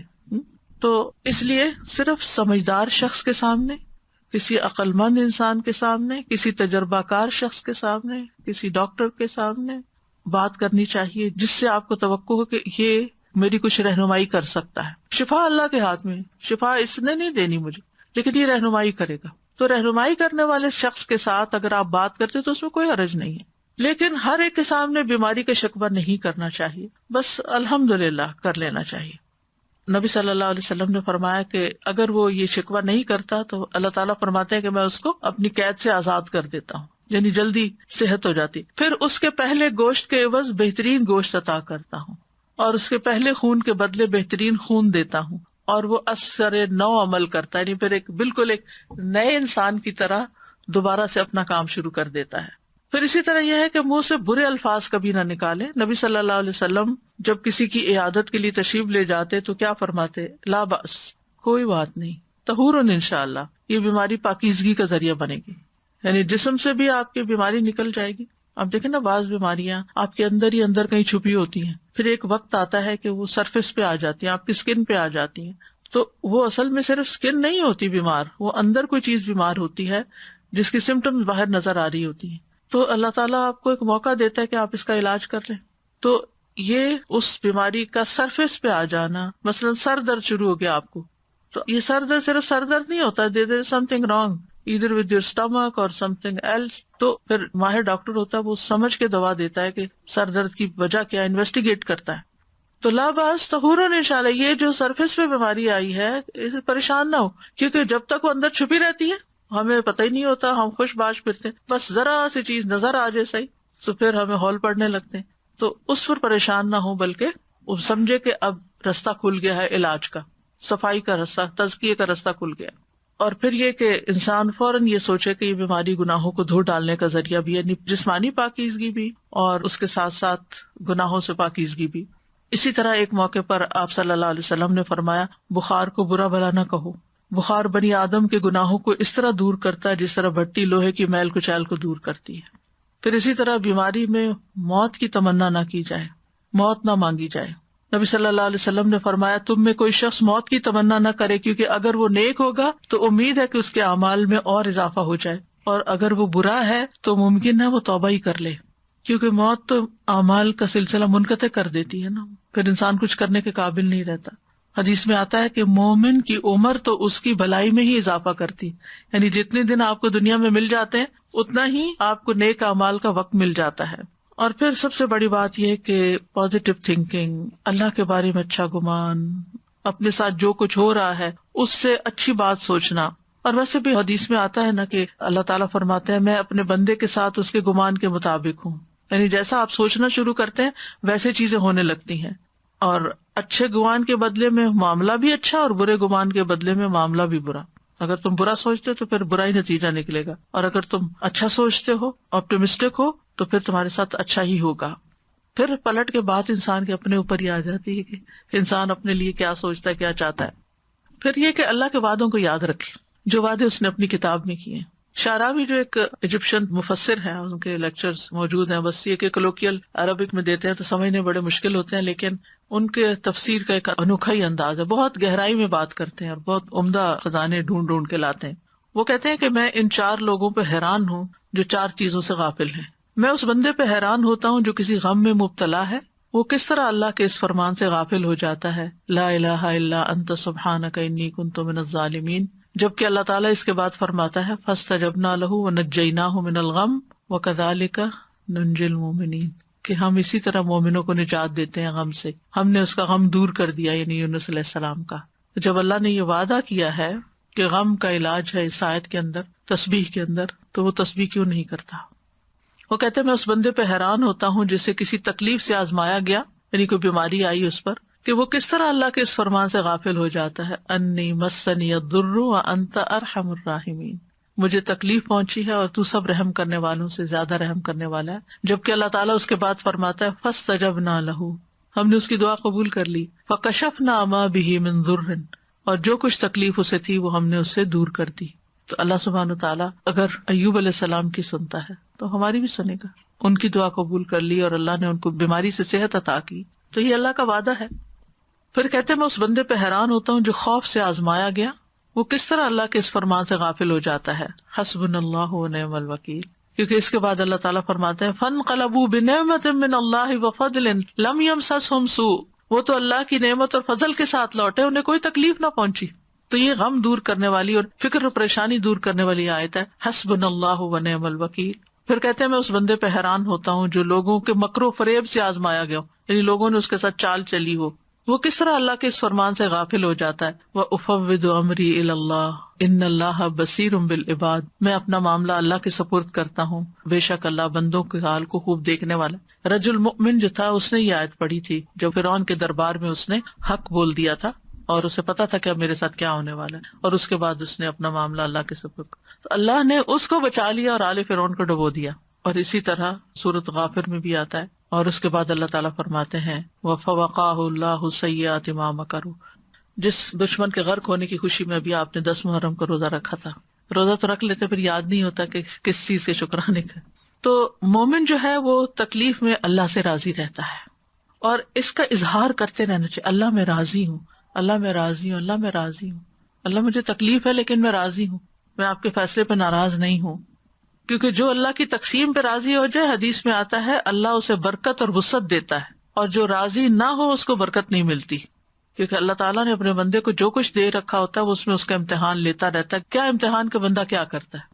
مجھے یاد ہے بچپن میں ہم اسکول میں تھے نا چھوٹے چھوٹے، تو بعض اوقات بچے کوئی اپنے ساتھ سویٹس لے آتے، کچھ لے آتے، تو پھر وہ ایک دوسرے سے کہتے کہ مجھے بھی دو، ایک دوسرے سے کہتے کہ مجھے بھی چکھاؤ. تو بچے عموماً اسٹنجی ہوتے، کہتے ہیں کیوں نہیں دینا، تو کہتے اوہو ہم نے تو صرف تمہارا دل دیکھا تھا کہ تم کیا کرتے ہو. آپ کو بھی یاد ہوگا شاید اس طرح کہ تمہارا دل دیکھتے. تو وہ اس کو بہت برا بلا کہتے تھے جو بچہ شیئر نہیں کرتا تھا یا اکیلے ہی بیٹھ کے لنچ کر لیتا تھا. تو بہرحال تو اللہ تعالیٰ بھی ہمارا دل دیکھ رہے ہیں کہ میں اس کو ایک چیز دیتا ہوں اور پھر اس سے مانگتا ہوں کہ دے دو میرے راستے میں، تو پہلے دیکھے کرتا ہے کیا. تو بہرحال مصیبت پر بھی جو اللہ تعالیٰ کا شکر ادا کرتا ہے وہ خاص شاکرین میں سے ہوتا ہے. یعنی ایک شکر ہوتا ہے جو عام نعمتیں ہیں جو سب کو اکٹھی ملی ہوئی ہیں نا، جیسے ہوا ہے، پانی ہے، سورج ہے، یہ مومن کافر سب کو ملی ہوئی ہے نا، ہمیں بھی ملی ہوئی ہے، اس پر بھی شکر ہے. اور ایک ہوتا ہے اللہ کے نیک بندوں کا شکر، جو نعمتیں خاص ان کو ملی ہوتی ہیں، جیسے آپ کو قرآن کی نعمت ملی، علم کی دولت ملی وغیرہ وغیرہ، یا کہ اتنے بے شمار لوگوں میں سے اللہ نے آپ کو توفیق دی کہ آپ یہاں آ کے سیکھ رہے ہیں، اس پر شکر ادا کرتے ہیں. اور ایک ہوتا ہے خاص الخاص بندوں کا شکر، اور وہ ہوتا ہے کہ اگر انہیں کوئی تکلیف بھی پہنچے تو پھر بھی وہ شکر گزار ہوتے ہیں کہ اللہ آپ نے اتنا کچھ تو ہمیں دے رکھا ہے، اگر یہ ایک چیز چلی گئی یا ایک تکلیف آ گئی تو کیا ہوگا. پھر یہ ہے کہ بیماری میں انسان اپنی عبادت جتنی ممکن ہو وہ کرتا رہے، اس کو نہ بھولے، نمازیں نہ چھوڑ کے بیٹھ جائیں. اس میں ہم دیکھتے ہیں نبی صلی اللہ علیہ وسلم نے اپنی بیماری میں حکم دیا کہ حضرت ابوبکر لوگوں کو نماز پڑھائیں. جب وہ لوگوں کو نماز پڑھانے لگے تو رسول اللہ صلی اللہ علیہ وسلم نے اس دوران ایک دفعہ اپنے آپ کو ذرا ہلکا محسوس کیا، اور اس وقت ابوبکر ابھی نماز پڑھا رہے تھے کہ آپ وہاں تشریف لے گئے. ابوبکر نے آپ کو دیکھا تو پیچھے ہٹنا چاہا، لیکن آپ نے اشارے سے ان کو اپنی جگہ پر رہنے کا حکم دیا. پھر آپ ابوبکر کے برابر ان کے پہلو میں بیٹھ گئے، تو ابوبکر رسول اللہ صلی اللہ علیہ وسلم کی اقتداء کر رہے تھے اور لوگ ابوبکر کی پیروی کر رہے تھے. تو بیماری میں اللہ کا ذکر خوب کرتے رہیں. ایک بڑی خوبصورت حدیث ہے، یہ دعائیں ایپ میں نے یہ ڈلوا دی ہوئی ہے، یہ ذکر بھی. الاغر ابو مسلم کہتے ہیں میں گواہی دیتا ہوں کہ ابو سعید اور ابو ہریرہ رضی اللہ عنہما نے گواہی دی کہ ان دونوں کی موجودگی میں رسول اللہ صلی اللہ علیہ وسلم نے فرمایا جو لا الہ الا اللہ واللہ اکبر کہتا ہے تو اس کا رب اس کی تصدیق کرتا ہے اور کہتا ہے ہاں میرے سوا کوئی معبود برحق نہیں، میں ہی سب سے بڑا ہوں. جب وہ لا الہ الا اللہ وحدہ کہتا ہے تو اللہ تعالیٰ فرماتا ہے ہاں مجھ تنہا کے سوا کوئی معبود برحق نہیں. اور جب وہ لا الہ الا اللہ وحدہ لا شریک لہ کہتا ہے تو اللہ تعالیٰ کہتا ہے ہاں مجھ تنہا کے سوا کوئی معبود برحق نہیں اور میرا کوئی شریک نہیں. اور جب لا الہ الا اللہ لہ الملک و لہ الحمد کہتا ہے تو اللہ تعالیٰ کہتا ہے کہ ہاں کوئی معبود برحق نہیں مگر میں، میرے ہی لیے بادشاہت اور میرے ہی لیے حمد ہے. اور جب لا الہ الا اللہ ولا حول ولا قوت الا باللہ کہتا ہے تو اللہ تعالیٰ فرماتے ہیں ہاں میرے سوا کوئی معبود نہیں اور گناہوں سے بچنے اور بھلے کام کی قوت نہیں مگر میری توفیق سے. آپ فرماتے تھے جو کوئی ان کلمات کو اپنی بیماری کی حالت میں کہے اور مر جائے تو اسے آگ نہیں کھائے گی. تو ہر بیمار کو یہ ذکر ضرور کرنا چاہیے. رسول اللہ صلی اللہ علیہ وسلم نے فرمایا جس نے یہ 5 کلمات کسی دن یا رات یا کسی مہینے میں پڑھے پھر اس میں وہ فوت ہو گیا تو اس کے گناہ معاف کر دیے جائیں گے. اور وہ کیا ہے؟ لا الہ الا اللہ واللہ اکبر، لا الہ الا اللہ وحدہ لا الہ الا اللہ ولا شریک لہ، لا الہ الا اللہ لہ الملک و لہ الحمد، لا الہ الا اللہ ولا حول ولا قوت الا باللہ. پھر استغفار کرنا، انسان اپنی بیماری میں توبہ استغفار کرتا رہے، درود شریف پڑھتا رہے کیونکہ اس سے رحمتیں آتی ہیں تو انشاءاللہ اللہ تعالیٰ اس کی مدد کرے گا. پھر یہ ہے کہ بیماری کا علاج ضرور کروائے، یعنی مایوس ہو کے چھوڑ نہ دے کہ یہ لا علاج بیماری ہے تو فائدہ نہیں، یعنی جس طرح کا بھی ممکن ہو علاج کروائے. کیونکہ نبی صلی اللہ علیہ وسلم نے فرمایا اے اللہ کے بندو علاج کیا کرو، کیونکہ اللہ تعالیٰ نے جو بیماری بھی اتاری ہے اس کے ساتھ اس کی شفا بھی نازل کی ہے سوائے موت اور بڑھاپے کے، یعنی کوئی بیماری بھی لا علاج نہیں. آپ فرما رہی ہیں نا کہ علاج کرنا ضروری ہے، مگر کبھی کبھی کچھ ایسا حالات ہو جاتے ہیں کہ انسان کی اتنی اولڈ ایج ہوتی ہے اور اس کا علاج جو ہوتا ہے وہ اتنا ڈیفیکلٹ ہوتا ہے تو کوئی نہیں کروانا چاہتا، تو از دیٹ اوکے؟ اگر کسی علاج کے نتیجے میں زیادہ بڑی تکلیف کا امکان ہے تو پھر وہ علاج نہ کرایا جائے، کوئی آلٹرنیٹ تھراپی دیکھی جیسے جائے. کینسر ہو جاتا ہے کافی بڑی ایج جی میں تو اس کا صرف ایک سرجری ہی علاج نہیں ہوتا، کچھ اور چیزیں بھی. جی وہ کیمو سے بھی منع کر دیتے ہیں, کوئی حرج نہیں. سرجری سے بھی منع کر دیتے ہیں. جی کوئی حرج نہیں. اس میں پھر یہ کہ آلٹرنیٹ تھراپیز ہوتی ہیں جو پین کو یا تکلیف کو کم کریں, یعنی کوئی نہ کوئی ہیلا چارہ, کوئی فزیکل تھراپی, کوئی اور چیز جو کسی طرح ایز کرے بیمار کو. بیسکلی دے گیو سم سیڈیٹیوز اور تھنگس لائک دیٹ, ٹھیک ہے کہ اس کو پین ریلیف ملے. ہاں, اور اس کے ساتھ انسان دعا کرے, ذکر اذکار, جب بالکل. تک اللہ نے زندگی رکھی ہے. جیسے سیڈیٹیو یہ بھی تو پھر ایک علاج ہی ہے نا ایک طرح سے اس جی میں. جی, اور پین کلرز دیتے ہیں بیسکلی, جی. کیونکہ وہ کہتے ہیں کہ جتنا چھیڑیں گے اتنی زیادہ تکلیف. بالکل. تو اللہ تعالیٰ نے کوئی بیماری ایسی نہیں پیدا کی کہ جس کا علاج پیدا نہ کیا ہو. علاج کرنا چاہیے, علاج کرتے رہنا چاہیے. اور بڑھاپے کا علاج نہیں ہے یہ. دیکھیں نا, آپ کہہ رہے ہیں کہ اتنے بڑھاپے میں جا کے اگر ایسی کوئی بیماری ہو جاتی تو پھر اس کا واقعی علاج نہیں ہوتا اور صرف اس کی تکلیف کو ہی کم کرنے کی طرف توجہ ہوتی ہے. یہ تو نبی صلی اللہ علیہ وسلم نے خود بھی فرما دیا. اور یہ بھی یاد رکھنا چاہیے کہ دوا سے شفا اللہ کے اذن سے ہی ہوتی ہے, انسان کے ہاتھ میں نہیں. دوا کے اندر کچھ نہیں ہے, دوا اللہ کے اذن سے ہی شفا دیتی ہے. ایک بندے کو وہی فائدہ دیتی ہے چیز, دوسرے کے اوپر اثر ہی نہیں کرتی. اور پھر یہ کہ صرف میڈیسن ہی نہیں بلکہ اللہ کے کلام سے بھی شفا حاصل کرنی چاہیے. اگر کوئی ایسا بیمار ہے جو سرجری نہیں کروا سکتا, کیمو نہیں لے سکتا, لیکن اس کے اوپر دم وغیرہ مسلسل کیا جا سکتا ہے, تو یہ بھی ایک علاج کا ذریعہ ہے, کیونکہ اللہ کے کلام میں شفا ہے. قل هو للذین آمنوا ھدی وشفاء. نہ صرف یہ کہ جسمانی بیماریوں کا بلکہ روحانی بیماریوں کا. شفاء لما فی الصدور. پھر سنت سے علاج. انبیاء کو قلبی اور روحانی ادویات دی گئی جو فائدہ دیتی ہیں. بعض بیماریاں ایسی ہیں کہ جو ڈاکٹروں کی پہنچ سے باہر ہوتی ہیں, ان کو پتہ ہی نہیں ہوتا کہ بیماری کیا ہے اور اس کا علاج بھی نہیں کر سکتے, وہ جانتے نہیں ہوتے. تو ایسی صورت میں خاص طور پر جو وحی کے ذریعے ہمیں ملا ہے اس کے ذریعے علاج کرنا فائدہ دیتا ہے, اور وہ بھی کروانا چاہیے, یعنی روحانی علاج جس کو کہتے ہیں. کیونکہ اللہ کے سوا کوئی نہیں جانتا کہ اس بیماری کا کاز کیا ہے, تو ڈاکٹرز کو جب تک کاز سمجھ نہیں آتی تو وہ علاج کیسے کریں. وہ اپنی عقل سے اس تکلیف کو دور کرنے کے لیے کچھ نہ کچھ دیتے رہتے ہیں, لیکن بعضوں کو صرف وقتی آرام آتا ہے اور پھر تکلیف بڑھ جاتی ہے, یا آرام آتا بھی نہیں ہے.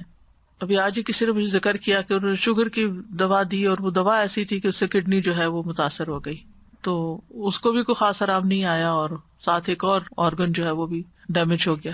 تو یہ صورت بھی بعض اوقات ہوتی ہے. تو انسانی کوششیں اب بھی انسانی جسم کو سمجھنے میں ناکام ہے کہ یہ کس طرح ورک کرتا ہے. جتنا بھی ہوا ہے الحمدللہ فائدہ بھی بہت ہے, بیماریاں دور بھی ہوتی ہیں, لیکن پھر بھی مکمل کمپلیٹ علم انسانوں کے پاس نہیں ہے. وہی الہی کے ذریعے جو اللہ نے کلام اتارا ہے, جب اللہ نے فرما دیا کہ اس میں شفا ہے تو قرآن سے شفا حاصل کرنی چاہیے. کل مجھ سے کسی نے اپنا تجربہ شیئر کیا, 65+ ہیں وہ بھی ماشاءاللہ. تو وہ کہنے لگی کہ میں کسی دوا پر نہیں ہوں, مجھے کسی قسم کی دوا کی ضرورت نہیں ہوتی, نہ کوئی وٹامن نہ کچھ. میں نے کہا کیا راز ہے؟ کہتی کہ میں روزانہ کا جو قرآن پڑھتی ہوں ساتھ ہی پانی رکھ لیتی ہوں, اس پہ دم کرتی ہوں اور وہ روز پی لیتی ہوں, میری ساری چیزیں اسی سے ٹھیک ہوتی. سبحان اللہ. یقین کی بات ہے نا, یقین کی بات ہے. ورنہ آپ دیکھیں کہ جو عمر بڑھتی جاتی ہے دوائیوں کی تعداد بڑھتی جاتی ہے, ڈوز بڑھتی جاتی ہے, کیونکہ یہ یقین ہے کہ قرآن شفا ہے. اللہ تعالیٰ نے فرما دیا ہے کہ وَنُنَزِّلُ مِنَ الْقُرْآنِ مَا هُوَ شِفَاءٌ وَرَحْمَةٌ. شفا بھی ہے, رحمت بھی ہے. اور پھر یہ کہ قرآن میں سے کہیں سے بھی پڑھ لیں, بعض تو اسپیسیفک آیات تجربے مشاہدے کی روشنی بتاتے ہیں وہ بھی ٹھیک ہے, لیکن ادروائز آپ کہیں سے بھی پڑھ لیں انشاءاللہ آپ کو شفا ہوگی.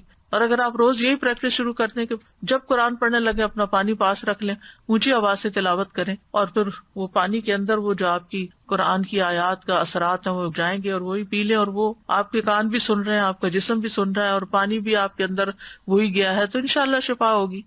پھر اسی طرح ہجامہ کرانا, کپنگ, کیونکہ نبی صلی اللہ علیہ وسلم نے اس کے بارے میں تلقین کی ہے. اور جب آپ معراج پر گئے تھے تو جس فرشتوں کے گروہ سے ملے تو انہوں نے یہ کہا کہ اپنی امت کو ہجامہ کرانے کا حکم دیں, اور اس میں الحمدللہ بہت فائدہ بھی ہوتا ہے. کئی ایسی لا علاج بیماریاں جو کسی دوا سے نہیں جاتی وہ ہجامہ سے چلی جاتی ہیں.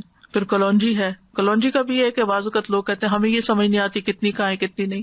آپ بس ایک پنچ روز اگر پانی کے ساتھ لے لیں اور اس نیت کے ساتھ کہ اللہ نے اس میں موت کے سوا ہر بیماری کی شفا رکھی ہے, تو اللہ تعالیٰ آپ کو شفا دے گا. ہم نہ تو ڈاکٹر ہیں اور نہ ہی ہم جانتے ہیں کہ کیا چیز کتنی کیا, لیکن چھوٹی سے چھوٹی مقدار سے برکت ہو جائے گی, فائدہ ہو جائے گا, کیونکہ شفا تو اللہ نے ڈالنی ہے نا. وہ ہماری پھپھی کہا کرتی تھی اللہ تعالیٰ شفا دے تو راکھ کی پڑیا سے بھی ہو جاتی ہے, یعنی اگر اس میں کچھ بھی نہیں ڈلا ہوا راکھ ہی رہا ہے تو وہ بھی کھا لے تو انسان ٹھیک ہو جاتا ہے. پھر اسی طرح شہد, اللہ تعالیٰ نے قرآن میں فرمایا ہے کہ فیہ شفاء للناس، اللہ تعالیٰ کی بات تو غلط نہیں ہو سکتی نا. اگر اللہ نے فرمایا کہ فیہ شفاء للناس تو یقین رکھیں کہ فیہ شفاء للناس، اس میں شفا ہے لوگوں کے لیے. بس یہ ہے کہ پھر شہد خالص ہونا چاہیے، ورنہ یہ کہ ہم شہد کو بلیم کرتے رہتے ہیں اور پھر حدیثوں کو ڈاؤٹ کرتے رہتے ہیں. من جد وجد، اس کا مطلب ہے جو کوشش کرتا ہے پا لیتا ہے. میں یہ سوچ رہی تھی کہ نیت بہت امپورٹنٹ ہے. اگر ہم شہد لے رہے ہیں، ہم کلونجی لے رہے ہیں، ہم زیتون لے رہے ہیں، تو ہماری نیت اگر یہ ہے کہ اس میں اللہ نے بولا ہے تو اللہ کی کہیں بھی بات غلط نہیں ہوتی، اس سے مجھے شفا ملے گی، تو پھر شفا مل جائے گی. پھر جیسے انسان سوچتا ہے نا پھر باڈی بھی ویسے جیسے کام وہ کرتا پانی سے شفا ہو گئی. ہے. تو جس اپنی نیت انسان کو جائزہ لینا ہے. اللہ کا حکم، رسول اللہ صلی اللہ علیہ وسلم کا حکم اور آپ کا تجربہ ہم کافی ہے ہمارے. اسی طرح آب زمزم حدیث میں آتا ہے جس مقصد کے لیے پیا جائے وہ اس سے فائدہ ہوتا ہے. یعنی الحمدللہ مسلمانوں کے ہر گھر میں کچھ نہ کچھ زمزم جو ہے موجود ہوتا ہے، تو وہ اکٹھا نہ پی جائیں بلکہ اس کو تو تبرک کے طور پہ رکھے، اور آپ اپنے پانی میں تھوڑا تھوڑا ڈال کے اس کو، کیونکہ جس پانی میں آپ ڈالتے ہیں اس سارے کی تاثیر بھی بدل جاتی. تو دم کر کے رکھ لیں، سورۃ فاتحہ پڑھ کے رکھ لیں اور اس کے اندر سے تھوڑا تھوڑا پھر پیتے رہیں. کلونجی کی بات جیسے آپ نے کی، تو میری اپنی پریکٹس یہ ہے کہ بہت زمانے سے الحمدللہ کلونجی میں نے پیس کے رکھی ہوئی ہوتی ہے ایک بوٹل کے اندر، اور ہر کھانے کے اندر لیکن ایوری تھنگ میں ایک چٹکی اور اس پنچ کا ڈال لیتی پنچ ڈال دیتی ہوں درود شریف پڑھ کے. الحمدللہ. الحمدللہ. پھر پانی سے علاج، یعنی زمزم تو ہے ہی، لیکن اگر زمزم نہیں ہے تو پھر پانی. نبی صلی اللہ علیہ وسلم نے فرمایا جب کسی کو بخار ہو جائے تو 3 رات سحری کے وقت اس پر ٹھنڈا پانی بہایا جائے. ٹھنڈے سے مراد بہت برف والا ٹھنڈا نہیں، یعنی نارمل ٹیمپریچر، روم ٹیمپریچر ہوتا ہے، یعنی گرم کیے بغیر اس کو جیسا ہے ویسا ہی انسان کے اوپر بہا دیا جائے. اگر پانی بہایا نہ بھی جا سکے نا تو گیلی پٹی رکھیں، اس سے بھی فائدہ ہوتا ہے. نبی صلی اللہ علیہ وسلم نے اپنے مرض الوفات میں فرمایا مجھ پر 7 ایسے مشکیزوں کا پانی ڈالو جن کا منہ نہ کھولا گیا ہو، یعنی یوزڈ نہ ہو، پوری بھری ہوئی، شاید مجھے کچھ آرام ہو جائے. یعنی زیادہ پانی، جیسے ٹب میں بیٹھ جاتے ہیں، لیکن ٹب میں بیٹھنے سے کیا ہوتا ہے، وہ تو اسی میل کے اندر ہی آپ رہتے ہیں، تو اگر اوپر سے بہتا ہے پانی تو وہ زیادہ پھر فائدہ مند ہے. اسی طرح عود ہندی میں شفا ہے، اور خاص طور پر عود ہندی جو ہے، یہ جو کست ہندی جس کو بولتے ہیں نا آپ، کست ہندی، کست بہاری، خاص طور پر حلق کی بیماری، کیونکہ اگر حلق کی بیماری ہو تو اس کو ناک میں ڈالنے کے لیے کہا گیا ہے، اور اگر پھیپھڑوں کو تکلیف ہو یا کوئی نمونیا وغیرہ ہو تو پھر حلق میں ڈالنے کی، یعنی اورلی لینے کی ضرورت ہوتی ہے. پھر اسی طرح کھمبی کے پانی میں شفا ہے، یعنی مشروم میں، اس کا پانی آنکھ کی دوا ہے. مہندی، نبی صلی اللہ علیہ وسلم کو زخم ہوتا یا کانٹا چبھتا تو آپ اس جگہ مہندی لگاتے تھے. اب نا مہندی کا تیل بھی بنتا ہے، تو وہ کسی نے مجھے بتایا اور میں نے کسی کے ساتھ شیئر کیا، تو ان کو کافی عرصے سے ایسی تکلیف تھی، اسکن ڈیزیز تھی، کہ جو کسی قسم کی آئنٹمنٹ، کسی قسم کی دوا سے نہیں ٹھیک ہو رہی تھی. تو الحمدللہ وہ مہندی کا تیل لگانے سے بہت حد تک وہ تکلیف دور ہو گئی. تو بعض اوقات یہ مہندی جیسے ہے ویسے ہی لگا لی جائے، یا اس کا پانی نکال کے، جیسے پتے کوٹ کے اور اس کا پانی نکال کے اس سے، یا پھر یہ کہ اس کا تیل بنا کے جیسے اور تیل بنتے ہیں. جو ممنوع علاج ہیں ان میں داغنے کی ممانعت ہے، یعنی جلانے کی. عمران بن حسین فرشتوں کا سلام سنا کرتے تھے، جب انہوں نے داغ لگوایا تو سلسلہ منقطع ہو گیا، کیونکہ منع تھا داغ لگوانا، اور جب چھوڑ دیا تو دوبارہ سننا شروع کر دیا. اچھا کبھی آپ اس طرح کی کوئی آواز سنے نا تو یہی نہ سوچا کرے کہ کوئی جن ہے. ہر وقت ہم منفی سوچتے ہیں، ہو سکتا ہے کوئی فرشتہ ہی سلام کر رہا ہو آپ کو. پھر اسی طرح حرام ادویات کا استعمال نہ کریں، کیونکہ حرام میں اللہ نے شفا نہیں رکھی. رسول اللہ صلی اللہ علیہ وسلم نے منع کیا ہے ان الدواء الخبیث، خبیث اور حرام دوائیوں سے، یعنی طیب ہونی چاہیے دوا. پھر اسی طرح شراب وغیرہ کا استعمال علاج کے طور پر، کچھ لوگ وہ برانڈ وہ بچوں کو دیتے ہیں گلے کی بیماری میں یا سلانے کے لیے، تو ایسی چیزوں سے پرہیز کرنا چاہیے. پھر یہ ہے کہ پرہیز علاج سے بہتر ہے، یعنی کوئی دوائی نہ لیں، کچھ نہ لیں، فاسٹنگ شروع کر دیں، تو فاسٹنگ میں بھی شفا ہے. اور پھر دعائیں، آیات، سب سے بڑھ کر سورۃ الفاتحہ جس کا نام یہ شفا ہے، سورۃ الفاتحہ سے علاج کریں. خارجہ بن سل تمیمی اپنے چچا سے نقل کرتے ہیں، ایک مرتبہ وہ رسول اللہ صلی اللہ علیہ وسلم کی خدمت میں حاضر ہوئے. جب واپس جانے لگے تو ایک قوم کے پاس سے گزرے جن کے ہاں ایک مجنون آدمی تھا، یعنی اس کا ذہنی توازن ٹھیک نہیں تھا. اسے انہوں نے لوہے کی زنجیروں سے باندھ رکھا تھا. اس کے اہل خانہ کہنے لگے ہمیں معلوم ہوا کہ تمہارا یہ ساتھی یعنی نبی صلی اللہ علیہ وسلم کو خیر لے کے آیا ہے. وہ خود نہیں ہوں گے مسلمان، نہیں پتا ہوگا، تو کیا اس کے پاس کوئی ایسی چیز ہے کہ جس سے علاج کیا جائے اس کا؟ وہ کہتے ہیں کہ میں نے سورۃ فاتحہ پڑھ کر دم کیا تو وہ ٹھیک ہو گیا. یقین اصل چیز ہے نا کہ یقین کتنا ہے. ایک لیکچر یقین پر بھی ہونا چاہیے, کیونکہ نا دین کے معاملے میں, دعاؤں کے معاملے میں ہمارا یقین نہیں ہوتا. الثقۃ باللہ. پھر جو منزل ہم پڑھتے ہیں اس میں سورۃ فاتحہ کے علاوہ آیت الکرسی ہے, البقرہ کی آخری 2 آیات ہیں, کیونکہ نبی صلی اللہ علیہ وسلم نے فرمایا جس نے سورۃ البقرہ کی آخری 2 آیات ایک رات کو پڑھی وہ اسے ہر آفت سے بچانے کے لیے کافی ہوں گی.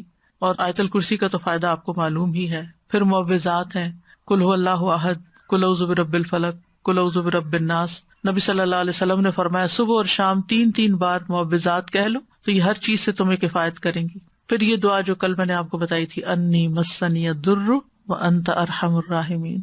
اور اگر وسوسے آ رہے ہیں بہت اور بے چینی ہے اور دل پریشان ہے تو انی مسنی الشیطان بنصب وعذاب, کہ شیطان نے مجھے سخت تکلیف اور عذاب میں ڈال رکھا ہے, یعنی وسوسوں اور نیگیٹو تھنکنگ کی وجہ سے. حضرت ایوب علیہ السلام کا حال یاد کر کے اور پھر انت ارحم الراحمین بھی کہیں ساتھ.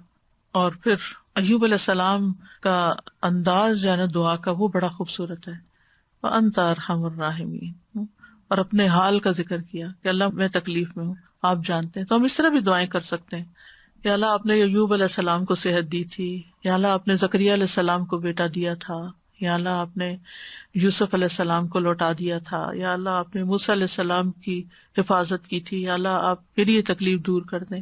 سورۃ الانبیاء میں وہ اتنی خوبصورت دعائیں پڑھتے ہیں تو دل پگھلتا ہے. سارے انبیاء کی جو دعائیں قبول ہوتی گئیں ان کا واسطہ دے کر کے اللہ آپ نے ان سب کی دعائیں قبول کی, آپ میری بھی دعا قبول کریں اور میری یہ تکلیف دور کر دیں. اور پھر یہ ہے کہ جیسے نیک لوگ اللہ سے اچھا گمان رکھتے تھے, ابراہیم علیہ السلام نے کہا وَإِذَا مَرِضْتُ فَهُوَ يَشْفِينِ, وہ مجھے شفا دیتا ہے جب میں بیمار ہوتا ہوں.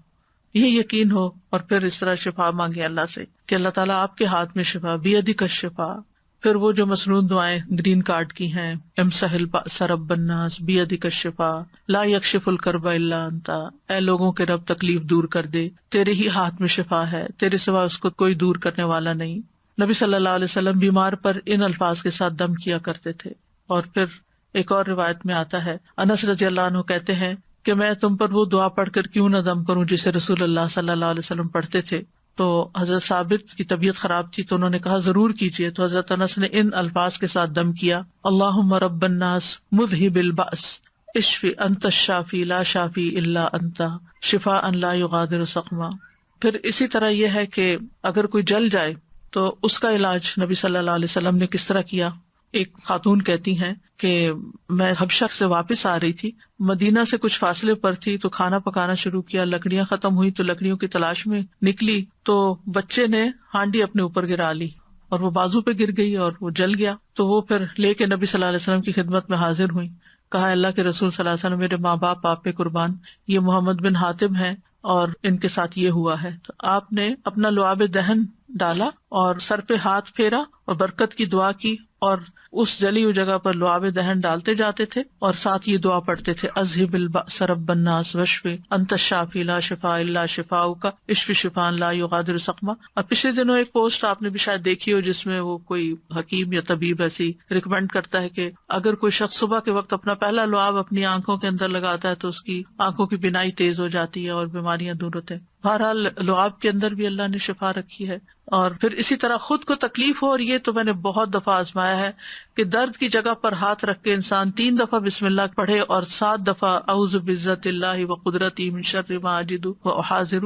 بہت ہی خوبصورت دعا ہے اور بہت جلد تکلیف دور ہوتی ہے. خاص طور پہ اگر گھٹنوں وغیرہ میں تکلیف ہے تو آپ ان کو کلونجی کے آئل سے رب بھی کرتے جائیں اور یہ دعا پڑھتے جائیں تو انشاءاللہ ٹھیک ہو جائیں گے. پھر اسی طرح اگر کہیں پھوڑا پنسی ہے چھوٹا موٹا تو اس پر نبی صلی اللہ علیہ وسلم یہ دعا پڑھتے تھے, بسم اللہ تربت اردنا بریقت بادنا لیشفا بہ سقیمنا باذن ربنا.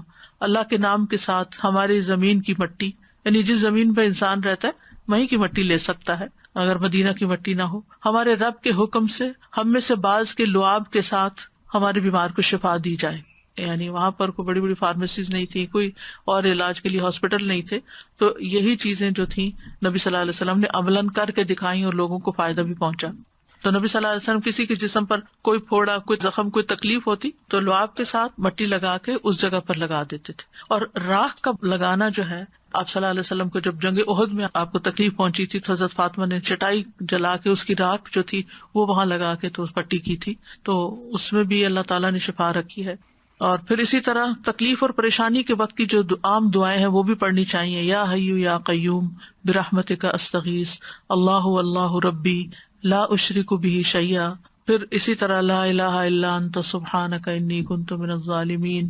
پھر نبی صلی اللہ علیہ وسلم جب کرب اور تکلیف اور پریشانی اور بے چینی ہوتی تھی اس وقت پڑھتے تھے لا الہ الا اللہ العظیم الحلیم، لا الہ الا اللہ رب العرش العظیم، لا الہ الا اللہ رب السماوات و رب الارض و رب العرش الکریم.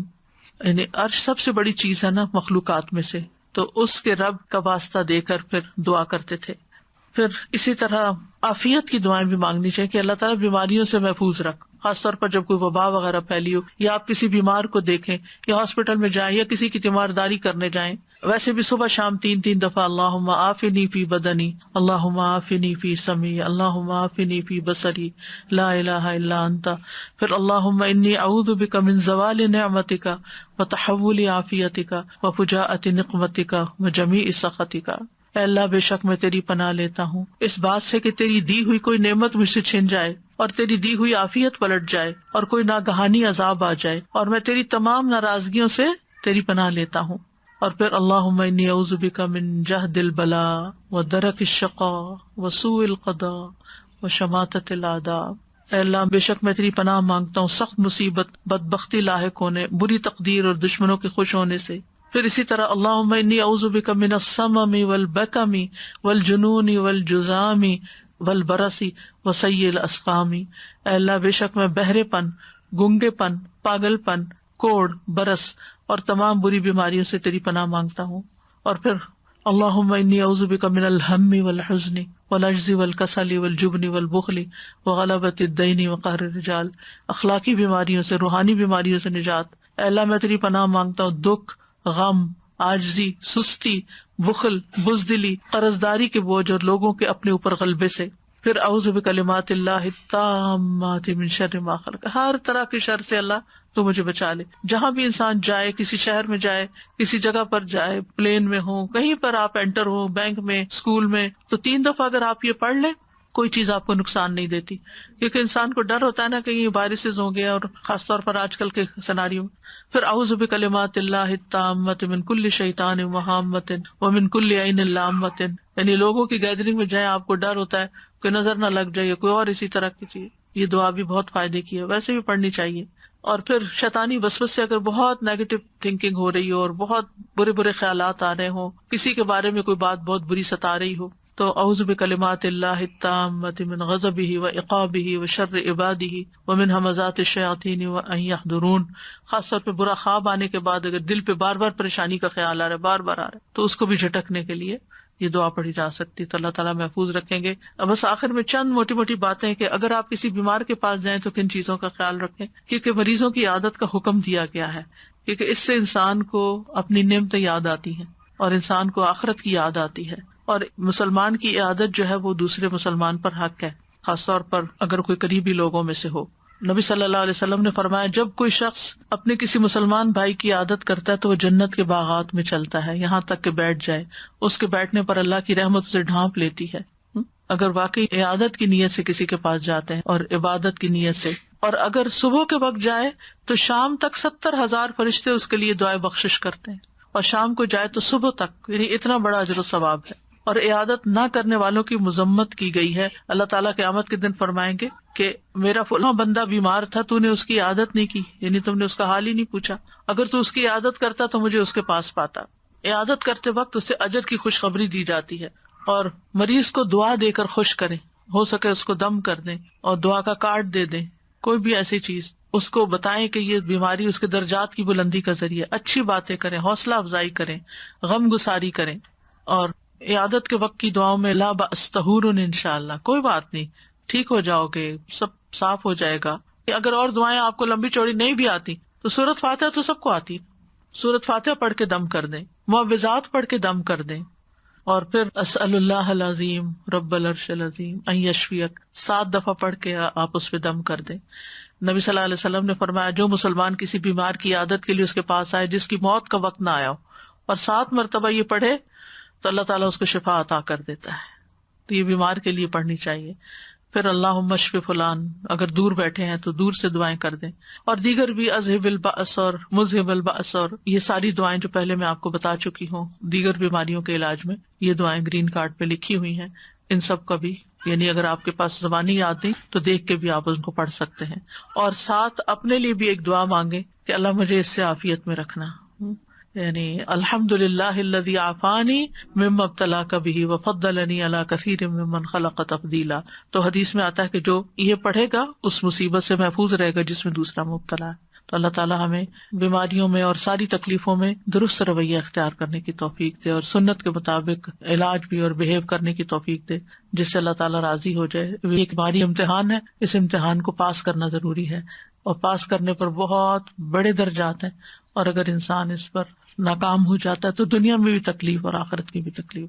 وآخر دعوانا ان الحمد للہ رب العالمین. سبحانک اللہم وبحمدک اشہد ان لا الہ الا انت استغفرک واتوب الیک. السلام علیکم ورحمۃ اللہ وبرکاتہ.